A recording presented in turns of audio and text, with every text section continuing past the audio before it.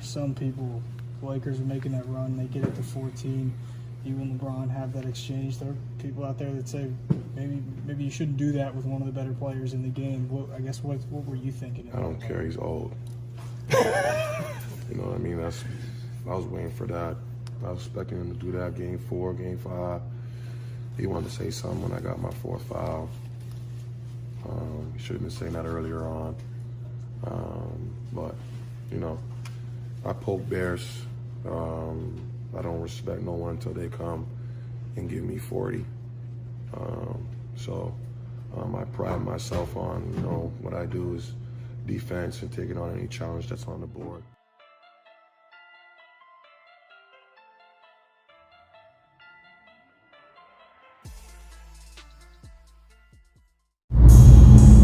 Strong words from Dillon Brooks. Strong words. I'm definitely anxious to see how LeBron's going to respond and how he's going to come out and play after hearing what Dillon Brooks had to say. Just the level of respect that, you know, Dillon Brooks seems to have from LeBron, you know, doesn't seem to be very much. I mean, I think you have to be extremely confident in your ability to lock down a player you know, or just lock down a player in general, to make a statement like that. But to make a statement like that, when you're going up against arguably one of the greatest players to ever play the game, that's saying something. You know, that speaks to confidence that another opposing player has when it comes to stopping you or in their ability to stop you, or whatever the game plan is. You know, they're confident in their game plan going up against LeBron. You know, because that's something to say. You know, and I would take his comments disrespectfully and come out and give him 40. But, you know, that depends on the scheme that the Lakers have and what they know they need to do in order to compete and beat the Memphis Grizzlies. And I think LeBron definitely could come out and put up big numbers against Dillon Brooks and against the Memphis Grizzlies. But judging by LeBron's plus minus, you know, when he is putting up shot attempts, he's having a negative impact on his team. And I'm not even a plus minus type of guy, right? But since I know people understand the numbers better than they understand the actual experience of watching the game and what's actually happening when you're watching the game, people like to lean on these numbers. But last night LeBron was a negative 17. So even though he had a great field goal percentage going, I think he went 12 of 23, right? So he shot over 50%.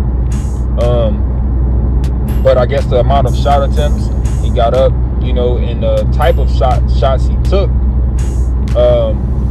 had a negative impact on his team. So this was one of those games that LeBron didn't make his teammates better, according to the stats. But if you watch the game, you know differently, right? You saw what LeBron had to do to keep his team competitive, and they stayed competitive for the most part. Anthony Davis 4 for 14 doesn't help them, you know, pull out that game. You know, so I mean, that's why I always tell people, because people like to use these numbers to argue why Kobe wasn't this great player, right? But you gotta know context and watch the game. But aside from his plus minus, I do think that whenever LeBron plays aggressive, because LeBron shot a great percentage, I think that it hinders his team and his teammates because he's handling the ball more and they're getting less touches. You know, so they have to basically be on point. You know, like anytime you do kick the ball out and he does find you, man, you got to hit your shots.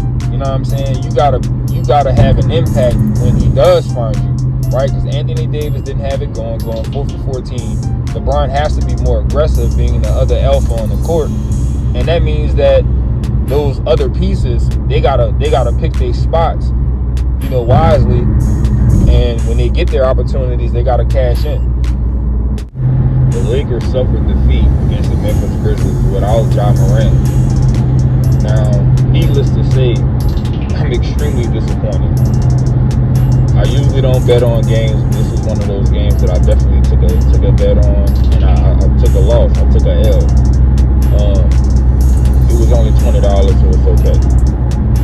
Obviously, I picked the Lakers to win this series, regardless of where I feel LeBron falls all time in history or where he ranks.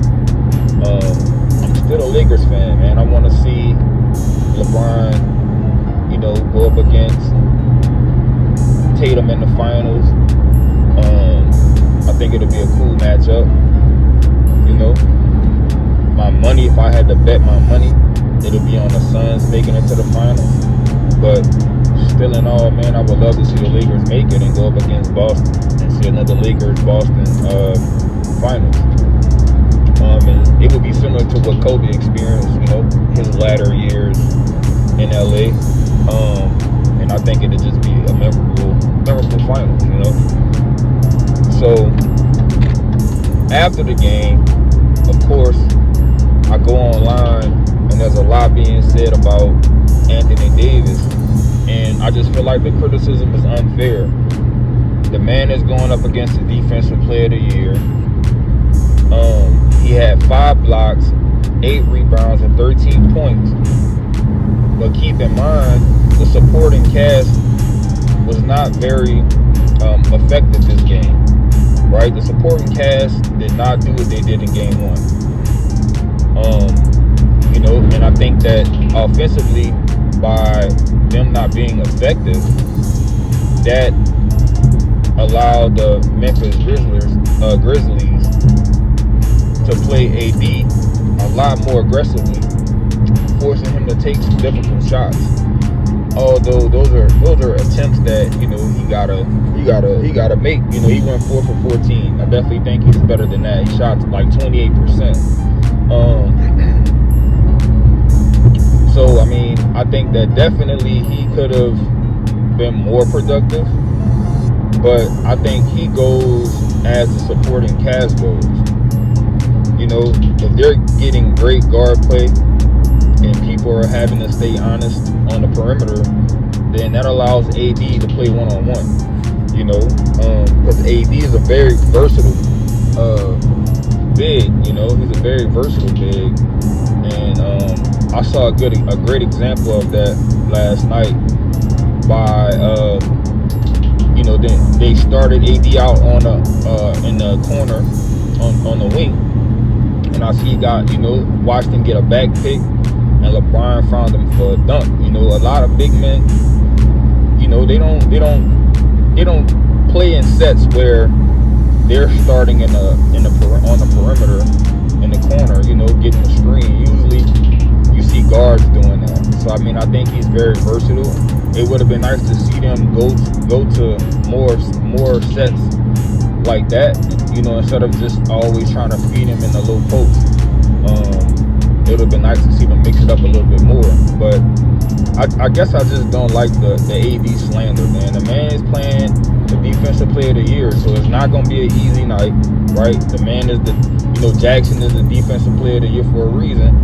But honestly, I feel like AD played all right. The Lakers still had chances at the end of the game to win, and they couldn't pull it off. LeBron had 28.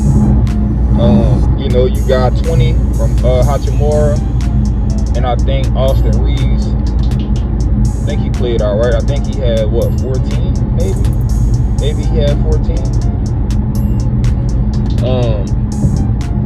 And then also too, what people got to understand, man, the Memphis Grizzlies are 32-17 when Ja Morant doesn't play, right? So they're still the same, animal, but just a different beast. And I think when you game plan for a team, they game planning for Ja Morant most of the time, and then when he doesn't play, that changes some things. And I think the Lakers also came out lethargic, uninterested. Like they thought it was gonna be easy because Ja wasn't playing. You know, but like I said, man, the Memphis Grizzlies played well without Ja, regardless. And then also, man, the Lakers was a minus 55 as a team. So that they just overall didn't play well. But I'm just seeing a lot of just, man, AD trash. Man, AD gotta play better, or why is AD so up and down, man? You know, like, and it's just like it's all AD's fault. And it's not. You know what I'm saying? It's not all his fault. People gotta understand that you know, he goes as his supporting cast go. Because he's not a traditional big. You know, he needs the ball in his spots. You know, he needs the space to operate and play his game, and he can do that much better when the people surrounding him are effective from the outside. And they wasn't really effective. You know, I know they got out in transition a little bit, man, but they wasn't really effective from the outside. And you know, I didn't feel like he had space and opportunity to operate in the low post or in that sharp corner like he you know, like he likes to do. And we seen a more LeBron focused game last night. And I think that the Lakers are a much better team when he doesn't have to force up shots. You know what I'm saying? Like when you see LeBron I like LeBron to get 25, 26, which I think the 28 that he got wasn't bad. You know what I'm saying? I don't think it was bad. But like I said, I just think I think they're a much better team when they can spread it around a little bit more. And he can kind of find his spots. And he don't have to try to keep them in it. You know what I'm saying? Because that's not his thing. You know, LeBron ain't no gun shooter. You know what I'm saying? He ain't no gunslinger. So the Lakers getting down 30-19 definitely hurt them, because now you trying to rely on, you know, LeBron or AD to turn it up and kind of get out of their comfort zone and start trying to get buckets to keep the Lakers competitive. And that's just not what they, you know, that's definitely not what LeBron, that's not how he likes to play, in my opinion. You know, he's not no gunslinger. He likes to play at his pace. And the Lakers definitely got sped up last night too. You know, like they definitely got sped up. The Grizzlies was playing aggressive. You know what I'm saying? The whole night, especially that first quarter, it was out in transition, shooting that bitch. I had to look at how many shots they got up, but I'm sure they got up quite a few attempts, man. You know, they really pushed the pace and had the Lakers up and down the court.